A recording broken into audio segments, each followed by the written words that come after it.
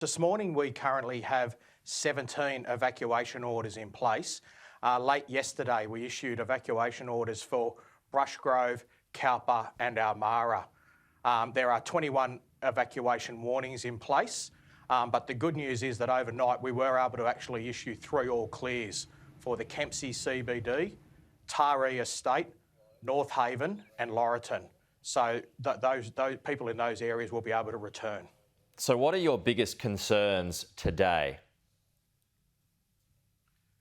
Our biggest concerns today is that we are still seeing, and we are expecting the rivers around Moree to peak, and we are still seeing some slight river rises on the Clarence, particularly affecting communities towards the coast from Maclean. So we've got a few areas down there where they will find themselves isolated.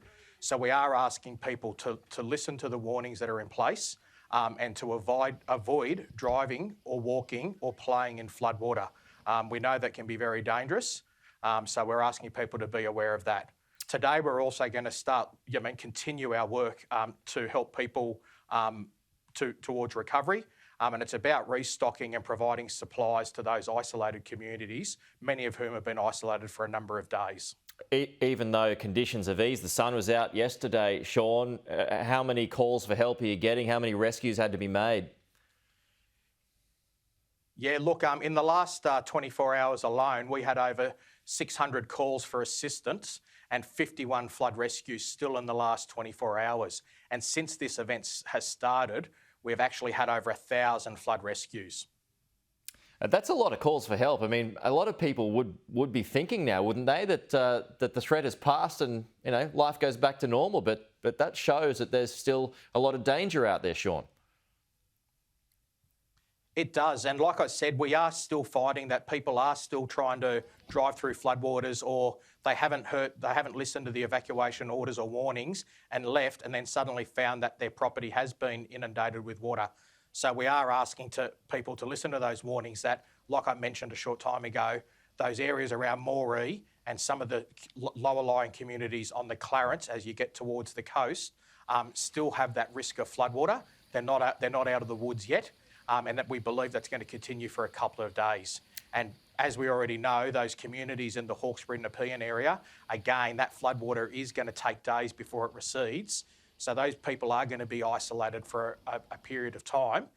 But New South Wales SES is working with our partner agencies to help supply those communities with the goods that they need. The young man who unfortunately lost his life, Sean, he was on the phone. He was on the phone for help when he lost his life, when his car was swallowed by floodwaters. How difficult was that to take for you?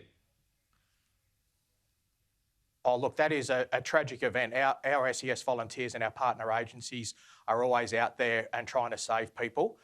So, like I said, we only encourage people to listen to the warnings, but those events just show how dangerous floodwaters can be. So we do remind people to avoid driving, walking or playing in floodwater, and that if you do get stuck and you are surrounded by floodwater and it's a life-threatening emergency, to call 000 immediately.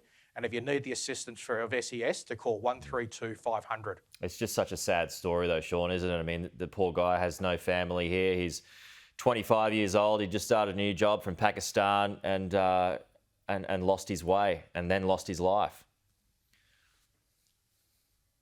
Yep, it is. Look, it is a sad event. It is a difficult time for his family and friends, and we do pass our condolences on to him and into his family, I should say.